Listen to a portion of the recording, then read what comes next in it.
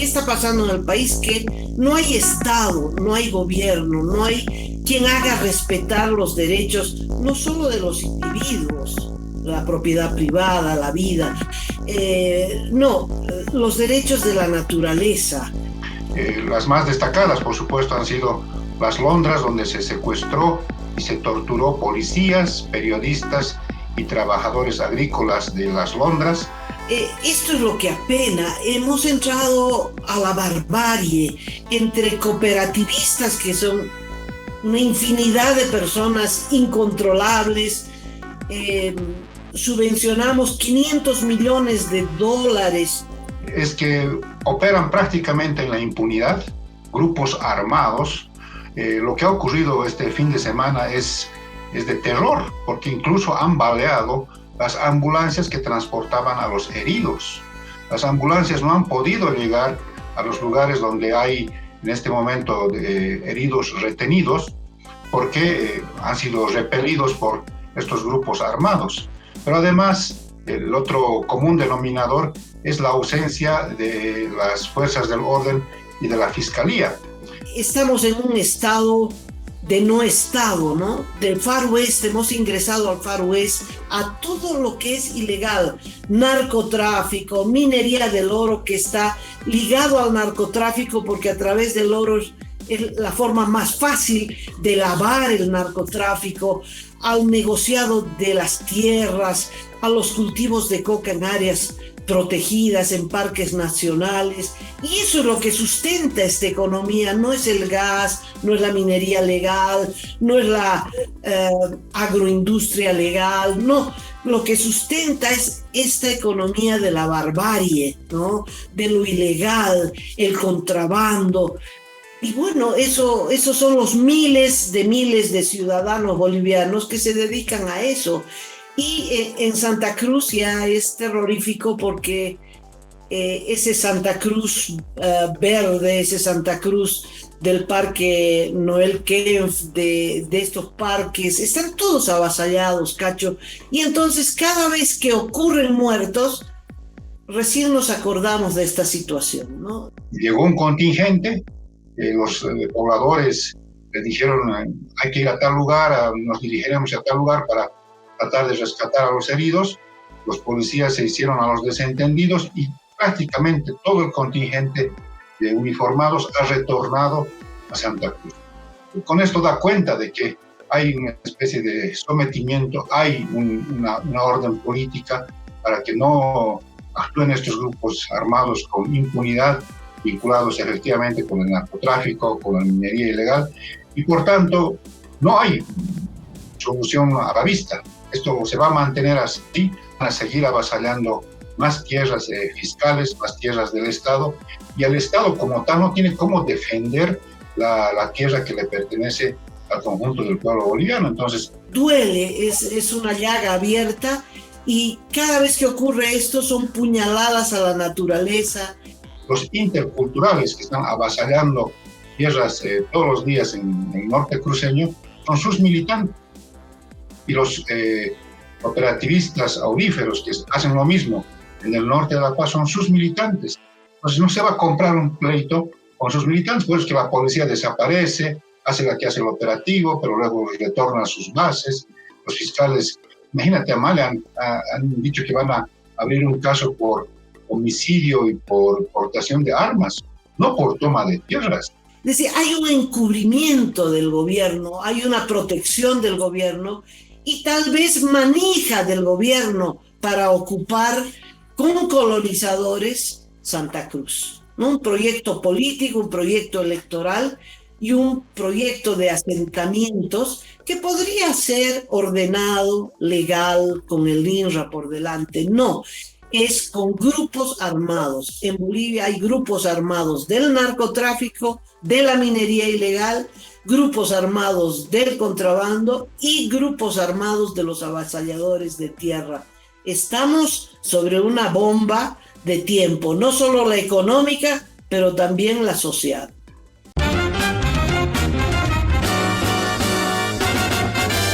Esto es Cabildeo Digital.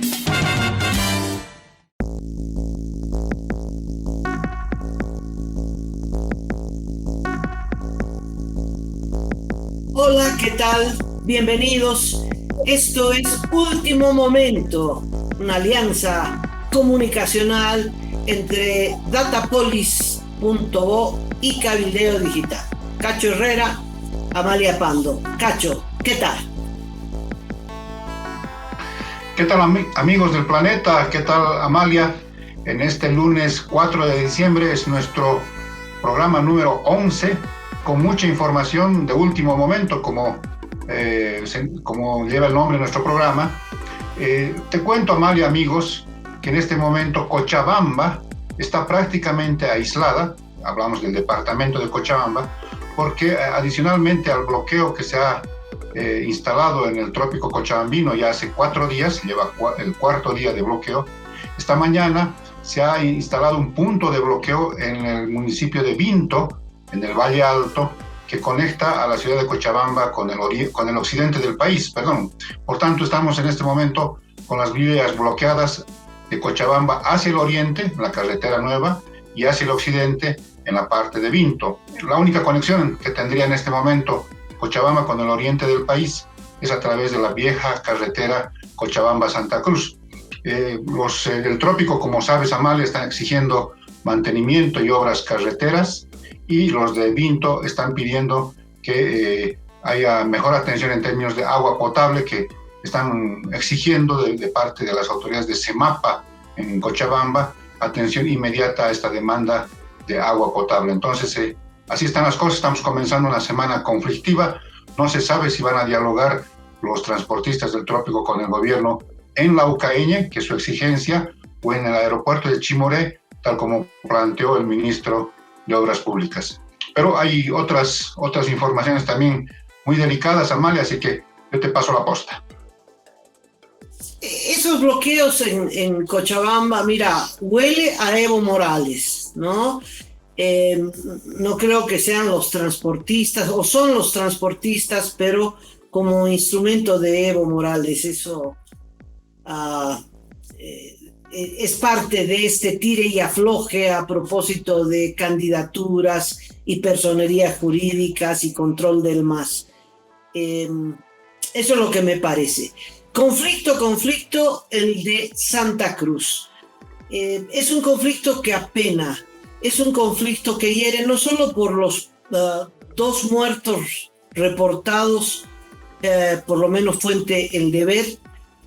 Otros medios hablan de 1 muerto, 5 heridos, y los afectados hablan de sin número de heridos que no habrían sido encontrados, atendidos a consecuencia de la dificultad de ingresar a esta zona. Pero son 2 bandos de colonizadores, 2 bandos de avasalladores, uno local de Pailitas, así se llama la región que está en el municipio de San Carlos de Santa Cruz, y los de San Julián, que son los avasalladores de la región. Es el baluarte del evismo también, el baluarte de los que ingresan a las áreas protegidas y siembran coca. ¿Por qué es penosísimo esto? Por las cigüeñas, Cachito, porque esta es un área protegida y refleja lo que está pasando en el país. ¿Qué está pasando en el país? Que no hay Estado, no hay gobierno, no hay quien haga respetar los derechos, no solo de los individuos, la propiedad privada, la vida, los derechos de la naturaleza. Esa había sido una región, por lo que se publicó en estos últimos días, una región con unos árboles muy particulares que sirven de cuna del amor de las cigüeñas que vienen en julio y agosto a reproducirse. Los árboles se llenan de cigüeñas que vienen con esos menesteres y luego se van. Son 1.200 hectáreas aproximadamente que tiene esta área protegida que se llama Curichi, la región Las Garzas. Es área protegida, significa que no pueden haber asentamientos humanos, pero es tierra de nadie, es Far West, porque hay grupos armados Se entran armas en las manos y por eso el enfrentamiento es armado y por eso hay muertos a bala y no hay policía, no hay ejército, no hay gobierno, no hay gobernación, no hay alcaldía, no hay nadie. Y como no hay nadie, pues sí, la gente se entran en un plan sistemático de ocupar tierras por encima de la ley, avasallando los derechos de las áreas protegidas, los derechos de personas que anteriormente en otras zonas que no son áreas protegidas han conseguido el derecho propietario. Se entran allí donde hay riqueza, allí donde hay sembradíos infinitos de soya, pues ahí se entran con las armas, nadie los puede sacar. Las Londras siguen, son 2 años, ¿no, Cacho? 2 años de las Londras, que tomaron las Londras, secuestraron periodistas, secuestraron personas, ni un solo detenido. Entonces, esto es lo que apena. Hemos entrado a la barbarie entre cooperativistas que son una infinidad de personas incontrolables. Subvencionamos $500 millones, un estudio del CEDLA, si no me equivoco, de fundación, porque siempre mezclo los nombres de las fundaciones. El estudio dice que el diésel que consumen los mineros del oro, unos legales y otros ilegales, la mayoría ilegales y la mayoría extranjeros, es de $500 millones. Últimamente se ha encontrado pues cisternas, 20 cisternas, una estación de gasolina en el Alto, al servicio de la minería ilegal en el norte de La Paz. Pero esto tiene que ver con lo ocurrido en el municipio de San Carlos. Estamos en un estado de no estado, ¿no? Del Far West, hemos ingresado al Far West, a todo lo que es ilegal, narcotráfico, minería del oro, que está ligado al narcotráfico porque a través del oro es la forma más fácil de lavar el narcotráfico, al negociado de las tierras, a los cultivos de coca en áreas protegidas, en parques nacionales. Y eso es lo que sustenta esta economía, no es el gas, no es la minería legal, no es la agroindustria legal, no, lo que sustenta es esta economía de la barbarie, ¿no? De lo ilegal, el contrabando. Y bueno, esos son los miles de ciudadanos bolivianos que se dedican a eso. Y en Santa Cruz ya es terrorífico porque ese Santa Cruz verde, ese Santa Cruz del Parque Noel Kempf, de estos parques, están todos avasallados, Cacho. Y entonces cada vez que ocurren muertos, recién nos acordamos de esta situación, ¿no? Duele, es una llaga abierta y cada vez que ocurre esto son puñaladas a la naturaleza. En esa área, anoté, se produjeron 4.500 alertas de avasallamientos y 42 alertas de incendios. No fueron los primeros muertos ni serán los últimos por avasallamiento, pero son bandas armadas. ¿Qué tal que las pititas hubieran estado armadas? No, es gente del MAS. ¿Sabes? El que estuvo ahí repartiendo tierras es un dirigente de la Confederación Única de Trabajadores Campesinos, por supuesto, con sede en La Paz. Va y reparte tierras como si fuera de él. Es decir, hay un encubrimiento del gobierno, hay una protección del gobierno y tal vez manija del gobierno para ocupar con colonizadores Santa Cruz, ¿no? Un proyecto político, un proyecto electoral y un proyecto de asentamientos que podría ser ordenado, legal, con el INRA por delante. No, es con grupos armados. En Bolivia hay grupos armados del narcotráfico, de la minería ilegal, grupos armados del contrabando y grupos armados de los avasalladores de tierra. Estamos sobre una bomba de tiempo, no solo la económica, pero también la social. Para completar este panorama tan preocupante que mencionas, Amalia, debemos decir que entre el 2021 y esta fecha, con el último episodio en Guarayos, en Pailitas, se han producido 7 invasiones en esa área. Las más destacadas, por supuesto, han sido Las Londras, donde se secuestró y se torturó policías, periodistas y trabajadores agrícolas de Las Londras, pero también hubo invasiones a otra propiedad que se llama Santagro. Entonces, ¿qué ha ocurrido en estas siete invasiones? Es que operan prácticamente en la impunidad, grupos armados. Lo que ha ocurrido este fin de semana es de terror, porque incluso han baleado las ambulancias que transportaban a los heridos. Las ambulancias no han podido llegar a los lugares donde hay en este momento heridos retenidos, porque han sido repelidos por estos grupos armados. Pero además, el otro común denominador es la ausencia de las fuerzas del orden y de la fiscalía. Amalia, cuando ocurrió el caso de Las Londras, inmediatamente el subcomandante de la policía de ese momento, estamos hablando de octubre de 2021, dispuso que un contingente salga de las instalaciones de Santa Cruz y se dirija a Las Londras por la alerta que se había despertado tras un avasallamiento y que estaban yendo ahí periodistas, incluso policías. Recibió una contraorden y tuvieron que volver los 200 policías que estaban yendo hacia Las Londras, tuvieron que retornar a su base en Santa Cruz.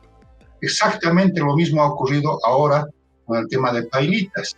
Llegó un contingente, los pobladores le dijeron hay que ir a tal lugar, nos dirigiremos a tal lugar para tratar de rescatar a los heridos. Los policías se hicieron a los desentendidos y prácticamente todo el contingente de uniformados ha retornado a Santa Cruz.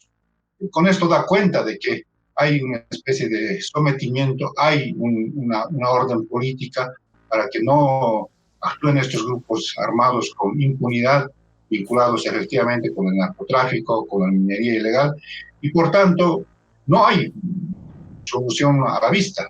Esto se va a mantener así, van a seguir avasallando más tierras fiscales, más tierras del Estado, y el Estado como tal no tiene cómo defender la tierra que le pertenece al conjunto del pueblo boliviano. Entonces, ahí hay una especie de encrucijada de no saber qué hacer por una debilidad del gobierno, o se está enfrentando o se enfrentaría a sus militantes, los interculturales que están avasallando tierras todos los días en el norte cruceño, son sus militantes.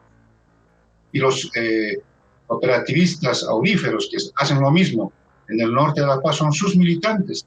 Entonces no se va a comprar un pleito con sus militantes, por eso es que la policía desaparece, hace la que hace el operativo, pero luego retorna a sus bases. Los fiscales, imagínate, Amalia, han dicho que van a abrir un caso por homicidio y por portación de armas, no por toma de tierras, no por avasallamientos. Entonces, la verdad que estamos en una situación muy complicada.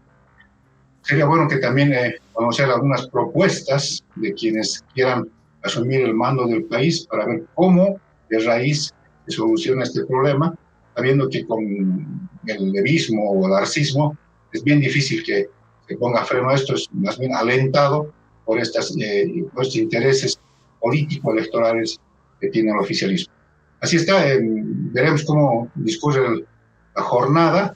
Te decía que hay en este momento un desentendimiento de dónde se va a realizar el diálogo, en el caso del trópico cochabambino, y en el caso de los avasallamientos no se sabe, a ciencia cierta, Amalia, si van a ingresar otra vez las fuerzas policiales, si estas van a estar acompañadas por fiscales, si van a empezar a hacer operativos para detener gente, aunque detienen, Amalia, como ha ocurrido con Las Londras, han detenido y a los 2 meses ya estaban libres los cabecillas y en este momento siguen encabezando las tomas de tierras. Aquí hay una responsabilidad absoluta del gobierno. Es evidente que porque la policía no responde a las órdenes de la gobernación y menos de un alcalde, ¿qué va a hacer el alcalde de ese municipio frente a grupos armados que matan? No puede hacer nada el alcalde. La gobernación no puede hacer nada. ¿Qué va a hacer? Mandar inspectores, lo sacan a bala. De tal modo que esta es una absoluta responsabilidad del gobierno. Es evidente que cuando el gobierno se propone luchar contra la delincuencia, lucha, y la prueba es Bukele.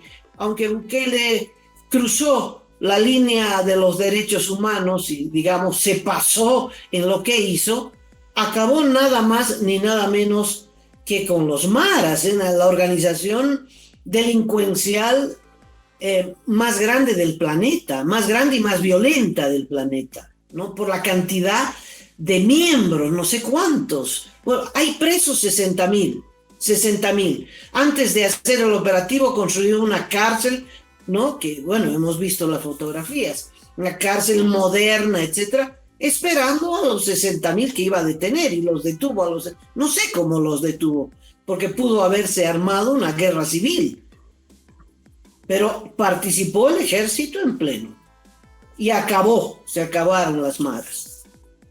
También los derechos humanos, lamentablemente. Pero sin ir a ese extremo, porque no son las maras las que operan en Santa Cruz, sino los colonizadores de Evo Morales. Esto se puede poner orden si hay una voluntad. Como tú bien dices, esa voluntad no existe porque todos son militantes de su partido. Son todos los que votan por el partido de gobierno. Pero esto, alguien tendrá que ponerle el cascabel al gato. Pasemos a otro gato. Da ganas de cantar esa canción, me parece que es de Rubén Blades, ¿no? Sorpresas te da la vida te da sorpresas, es Rubén Blades, ¿no? Cacho, no sé muy bien. Bueno, lo de... Pedro Navajas es la... Pedro Navajas, sí, canción. Es que es para no creerlo, realmente, la historia de Manuel Rocha. Manuel Rocha fue embajador de Bolivia el año 2002 y Evo Morales lo consideró su mejor jefe de campaña. Rocha era embajador de los Estados Unidos en Bolivia, venía de la Argentina y se fue al Chapare, me parece que con el Zorro Berzaín, y allí advirtiendo en plataforma, dijo: no voten por Evo Morales. Y claro, eso le agregó caudal de votación a Evo Morales, porque si el embajador de los Estados decía que no voten por él, pues la gente sí votó por Evo Morales. Y ganada la elección, Evo Morales dijo que Rocha había sido su mejor jefe de campaña y que lo iba a volver a pedirle su asesoramiento para expulsar a la DEA. Cuando asumió el 2006 Evo Morales, efectivamente, Rocha salió rajando del país junto con el embajador, otro embajador de los Estados Unidos, y la DEA también. Ese era Manuel Rocha, que de padres colombianos, la esposa es boliviana, es obviamente de nacionalidad estadounidense, pero ahora nos da una enorme sorpresa. Cacho, por favor, cuéntanos la historia. Sorpresas te da la vida, Amalia, amigos del planeta. Manuel Rocha, que ahora tiene 73 años, es ex embajador, ya no está en el cuerpo diplomático de Estados Unidos, ha sido detenido este último viernes en Miami, acusado, sometido a una investigación del FBI y acusado por el Departamento de Justicia de su país de actuar en secreto en colaboración con el régimen, con el gobierno de Cuba. Imagínense, poco más para ponerlo en facilito, una especie de espía de Cuba en Estados Unidos.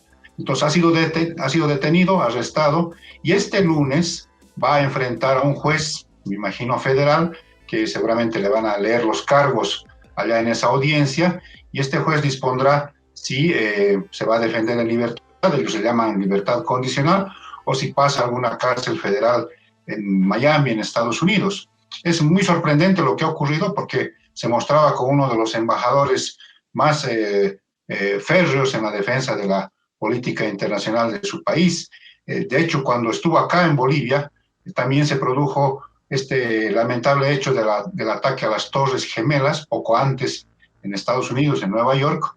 Yo me acuerdo que un día nos citó el embajador en ese momento, Manuel Rocha, a una reunión a los editores de La Razón. Fuimos a esa reunión y nos dijo con mucha contundencia que en un mes Osama Bin Laden y Al Qaeda iban a ser destruidos. Bueno, pasaron mucho tiempo y recién en el gobierno de Barack Obama se dio con la captura y con el asesinato de Osama Bin Laden. Entonces, ese era Manuel Rocha, que se lanzaba nomás, tenía una especie de también incontinencia verbal, pero también ayudó a Evo Morales en la campaña de 2002, cuando Evo Morales prácticamente terminó segundo después de Gonzalo Sánchez de Lozada, superando la votación en ese momento del candidato Manfred Reyes Villa de NFL. Esperemos qué es lo que va a ocurrir con la audiencia este lunes, pero realmente sorpresas te da la vida, Amalia. Sí, no, Rocha no estaba como embajador cuando asumió Evo Morales. ¿Cómo se llamaba el embajador al que lo expulsó? Se llamaba Philip Goldberg, que era ya igual otro embajador bastante rudo en su actuación con Bolivia. Fue el último embajador en realidad de Estados Unidos en Bolivia. A partir de ese momento hemos tenido solamente la representación de encargados de negocios. Manuel Rocha, el ahora investigado por la justicia de su país y detenido por el FBI, qué situación, ¿no? Estaba en el aeropuerto de Miami, lo detienen, ¿no? Trabajó en Cuba, estuvo como asesor en la embajada de los Estados Unidos en Cuba. No se aclara, la información no aclara si fue antes de Obama, porque Obama intentó normalizar las relaciones con Cuba, pero estuvo en Cuba Rocha. Y parece que, bueno, tiene que ser el periodo en el que hay una relación con el régimen, si es que la acusación es cierta, ¿no? Es realmente impresionante que Rocha sea un agente cubano, ¿verdad? Hizo todo lo posible, o por lo menos se mostraba como al revés, un adversario de Cuba y del régimen castrista, pero ¿qué te parece? Bueno, así son los espías, porque si no, no podrían ser espías. Los espías tienen que mostrarse aliados del régimen para poderlo espiar, ¿no? Por supuesto. Vamos a estar pendientes de esto. Materia para las plataformas que hacen películas ahora, Amalia, porque a mí me salta una curiosidad. O es un apego ideológico de parte de Manuel Rocha, que yo la verdad dudo que tenga una especie de identificación ideológica con Cuba, con su régimen en este momento. No tengo no me cuadra, para decirlo en fácil.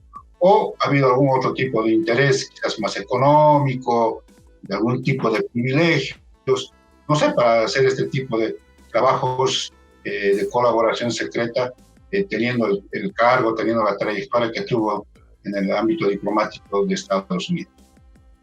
No se tiene más información. El origen de esta versión es la Associated Press, ha replicado toda la prensa mundial, pero no se tienen más detalles. Cuando se presente ante el juez y la fiscalía lo acuse, conoceremos de qué exactamente se lo acusa. Si le pasó información una vez, si era un espía permanente, en fin, todas estas cosas no se saben todavía. De tal modo que tenemos que esperar. Lo que sí sabemos, Amalia, es la última postura de don Sebastián Marcet, el narcofugitivo uruguayo, que ha cambiado radicalmente su estrategia, y de su penúltima aparición en la televisión uruguaya, donde dijo que había de alguna manera disposición para negociar, sobre todo para evitar que sus familiares, sus allegados, su esposa, su hermano y su cuñado sean detenidos y eventualmente extraditados a Paraguay.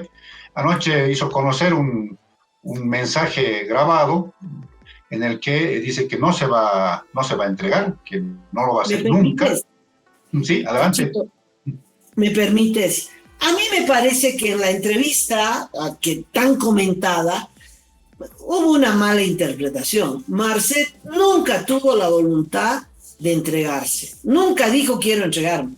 Quería proteger a la mujer y al cuñado y a los hijos, ¿no? Estaba negociando vía a su abogado la posibilidad de que su mujer vuelva al Uruguay con los hijos para que no la detengan y especialmente para que no la extraditen al Paraguay, donde a la mujer la fiscalía le ha presentado cargos por 20 años de prisión. Entonces, él estaba negociando eso, que la mujer pueda volver al Uruguay, ser procesada en el Uruguay, lo mismo que al cuñado, hermano de la mujer, y otro pariente más que no me acuerdo quién, y que los hijos puedan volver al Uruguay para retornar a la escuela en el Uruguay. El objetivo de Marcet es que su familia no sea extraditada al Paraguay, pero él nunca dijo quiero entregarme. Eso ya era versión de la prensa. La prensa inventó que Marcet quería entregarse. Yo nunca oí que Marcet quería entregarse. Cuando oí la entrevista no había ni el menor indicio de que él quisiera entregarse.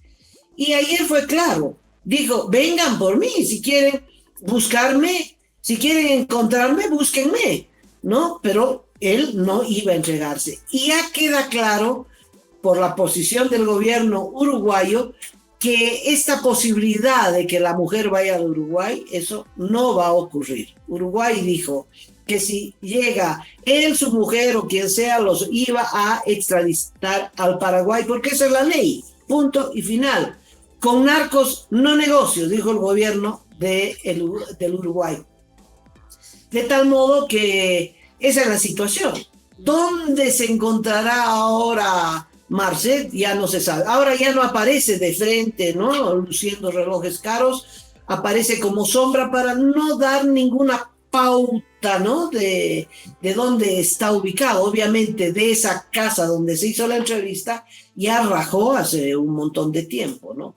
Eso es lo que me parece. Adicionalmente, Amalia ha lanzado una amenaza velada anoche en este audio, en esta pieza audiovisual que hizo llegar al canal uruguayo, en sentido de que va a tomarse con tranquilidad este mes de diciembre junto a su familia y al año se sabrá si Marcet es un ángel o un demonio, eso textualmente dijo, y que no tiene ningún tipo de temor a la persecución en su contra, y me imagino también contra su familia. Entonces hay ahí una amenaza, porque recordó anoche la televisión uruguaya, por ejemplo, cómo fue responsable de un atentado con una bomba Molotov a instalaciones policiales del Uruguay. Se dice que también es causante del asesinato de uno de sus compañeros, un amigo de la infancia con el que se juntaron para temas de narcotráfico. Es también acusado por el asesinato de un fiscal paraguayo, de Marcelo Pezzi. Entonces, no parece ser tan ángel, ¿no? No parece tan angelical como se ha estado mostrando en la penúltima y en la última entrevista. Así que hay que ver dónde estará. Quizás el viceministro del régimen interior boliviano pueda decirnos, porque según él, la policía boliviana es mejor que el FBI, y entonces tendría que darnos pistas sobre el paradero de Marcet aquí en Bolivia o donde esté.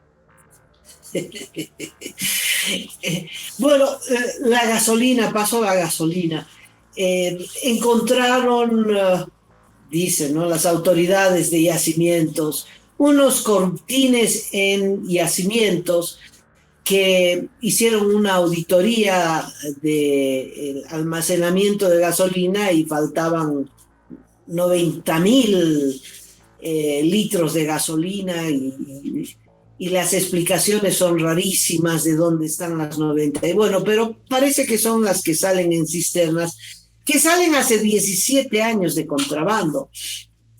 Ahora es contrabando y es minería ilegal, que no es contrabando, y por lo tanto es una provisión legal, pero hay una estación de servicio en el Alto dedicada exclusivamente para esas faenas. Contrabando hacia el Perú y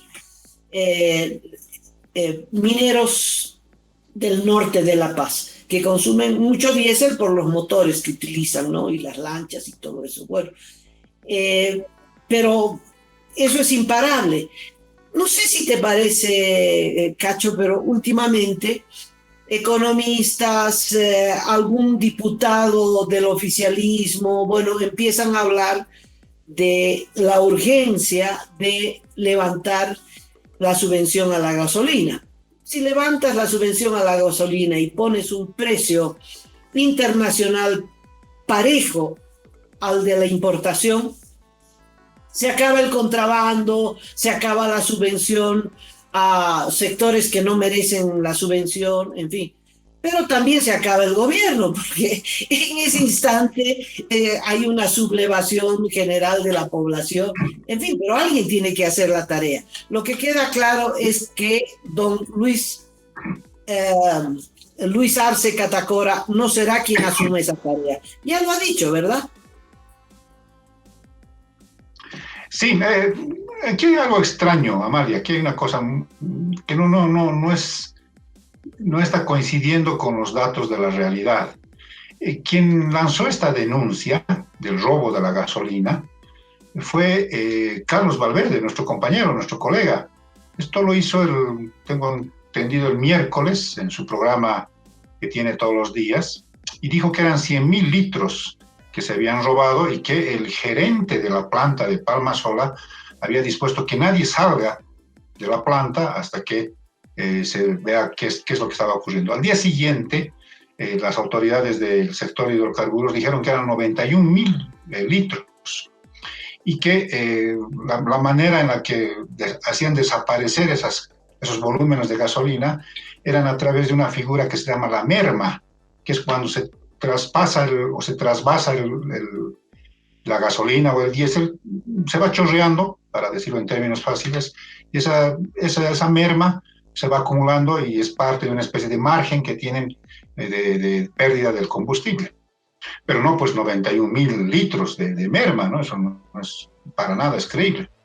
Bueno, fueron detenidos 12 funcionarios de la planta de Palmasola, de la refinería, y el fin de semana, Amalia, aquí son más sugerente, el fin de semana han sido liberados. Un juez cautelar no encontró culpa en nadie, incluso el gerente y el supervisor de la planta de Palmasola fueron imputados por una fiscal por incumplimiento de deberes porque no hicieron lo que tenían que hacer, que era supervisar que se maneje bien los volúmenes de gasolina. Nada, liberados los 12. Y entonces el presidente de YPFB, ayer un poco desencajado, dijo, aquí hay una red de corrupción que está instalada en la planta de Palmasola. Entonces, ¿qué va a pasar? ¿Van a intervenir la planta? ¿Van a destituir a los funcionarios que han sido recientemente liberados?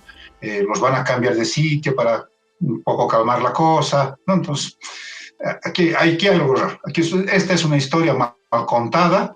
Yo sí creo en la primera versión lanzada por Carlos, en el sentido de que sí hubo el robo y que están viendo la manera en este momento de atenuar las cosas y de incluso evitar que estos funcionarios comprometan a otras autoridades, me imagino, ¿no? Entonces, es una historia mal contada, reitero, querida María. De toda esta historia, el punto que me parece de un acto de hipocresía enorme es la posición del presidente de Yacimientos, Ministerio de Energía, etcétera, etcétera, porque han sido 2 años, estos 2 últimos años, de permanente denuncia de actos de corrupción que solo se pueden producir de la cúpula para abajo, de la cúpula para abajo. El contrabando, la entrada de cisternas y la salida de cisternas que entran con diésel y salen con cocaína, y se ratifican los contratos a esos dueños de narcocisternas, el señor Cejas. Pues todo viene desde arriba, ¿no? Esta denuncia de que el año pasado se compró por demás varios millones de litros de diésel y gasolina. Con decir no es cierto es suficiente.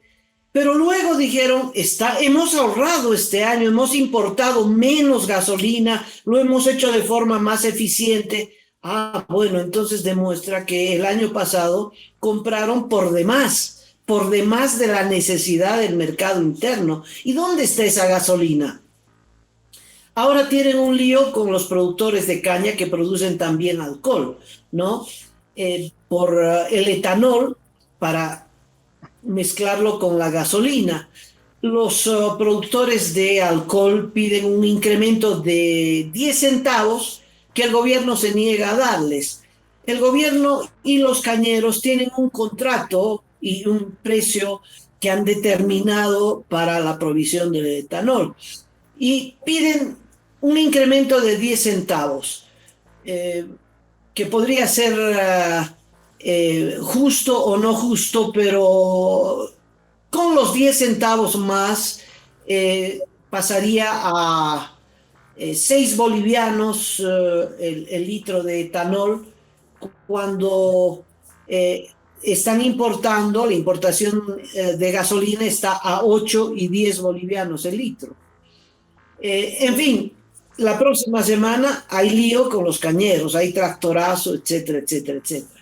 Pero todo esto no va a tapar los actos de corrupción desde la cúpula. Es decir, la importación de gasolina ha sido la madre de toda la millonaria corrupción en yacimientos.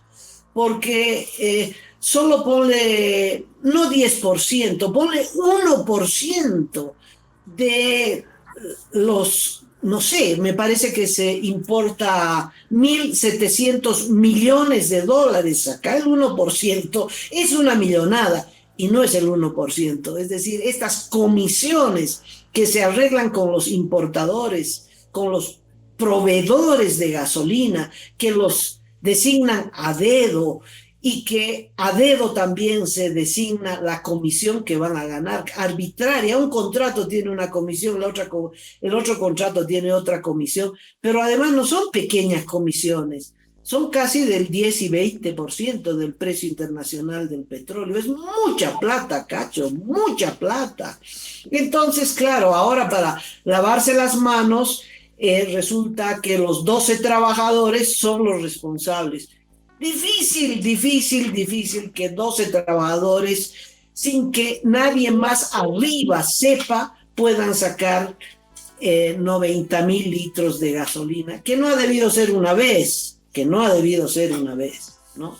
Bueno, eso te quería decir. Tengo otro comentarito a propósito de productores de caña, pero seguro Cacho tiene otra nota. En realidad, para redondear, Amalia, déjame decirte que en el presupuesto general 2024 ya está oficialmente consignado más de 1.400 millones de dólares para la subvención de hidrocarburos y alimentos. Imagínate, si se le echa pluma el 1%, 2%, 10%, ¿cuánta plata significa eso en comisiones que entran a bolsillos de no sabemos quién en estos actos de corrupción con la subvención de los combustibles? Entonces son 1.400 millones de dólares que va a erogar el Estado en el 2024 para mantener la subvención. Sí, cuando no hay licitación, cuando las adquisiciones son a dedo, uno tiene el derecho de sospechar de que hay corrupción. Además, las denuncias están planteadas, fue Carlos Romero y Teresa Morales los que presentaron oficialmente esta denuncia, que ya habían varias notas periodísticas a propósito de esto. Y así será hasta que cambie el gobierno, porque el presidente dijo que iba a mantener la subvención hasta que el país no pueda más, ¿verdad? Iba a mantener la subvención, es decir, acumular esta deuda pública, porque para subvencionar esos 1.400 millones que tú mencionas, ¿de dónde los va a sacar?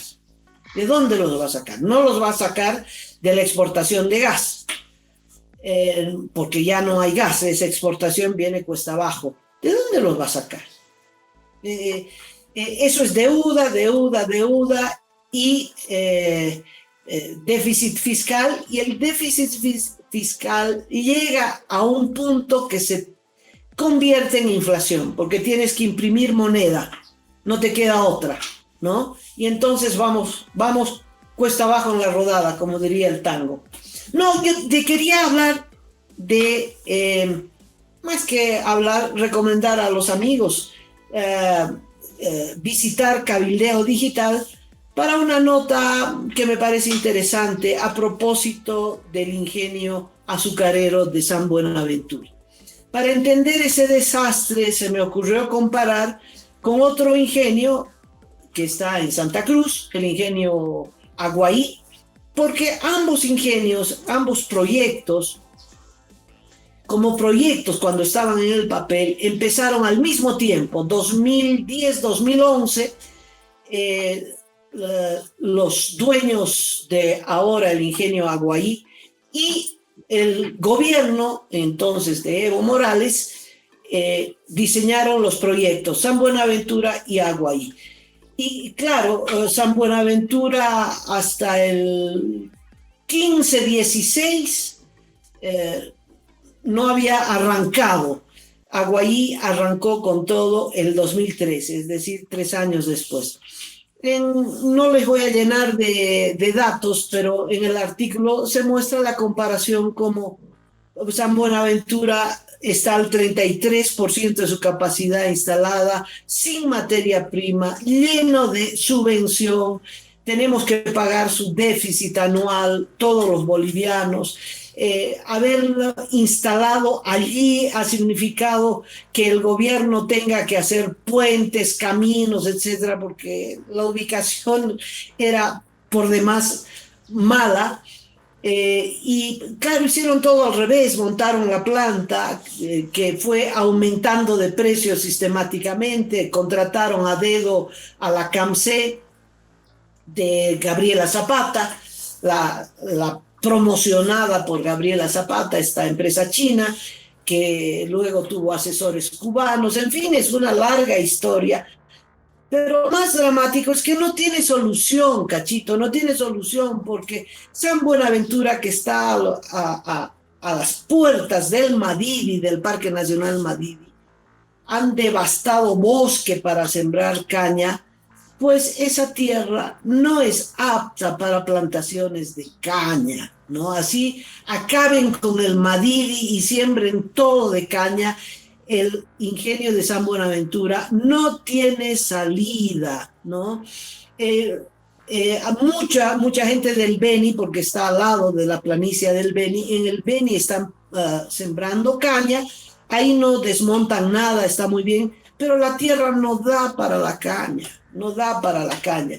Y claro, el punto de este artículo es que San Buenaventura se hizo sin estudios de prefactibilidad, como todos los grandes proyectos y gastadera de plata en nuestro país, sino que se hizo por un capricho de Evo Morales, porque había la historia de el avance hacia el norte de La Paz, en fin, un capricho. Dijo, aquí se hace San Buenaventura, aquí se trae la plata y no me importa cuánto se gaste, y montaron la planta y no había materia prima, y por eso Aguaí arranca a los 3 años del proyecto y San Buenaventura empieza, ¿no?, a media máquina y después a un tercio de máquina, 5 años después, 6 años después.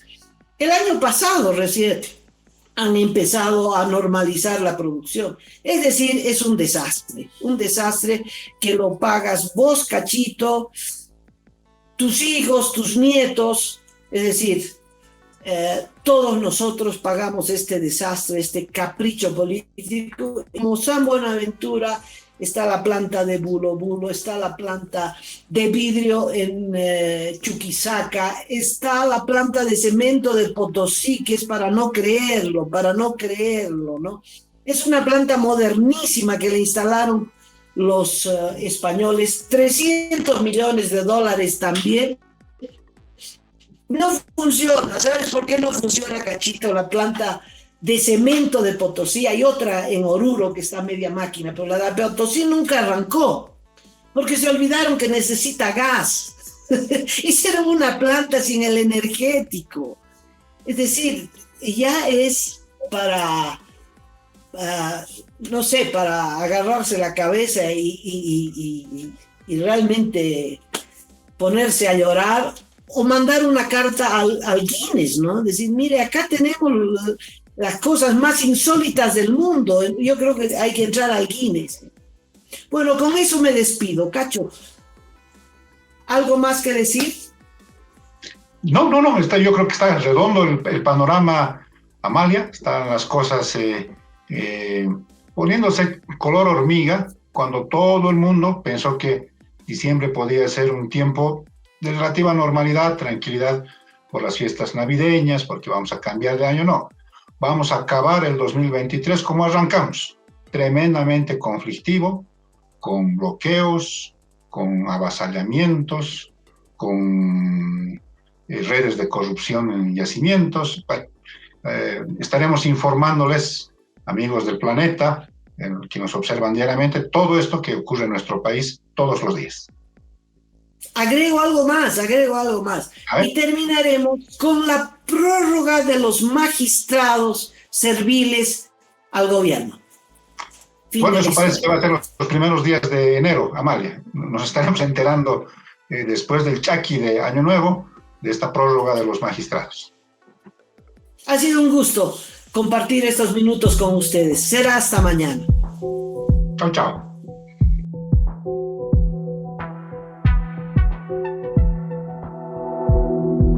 Aporta a Cabildeo Digital y apoya al periodismo independiente.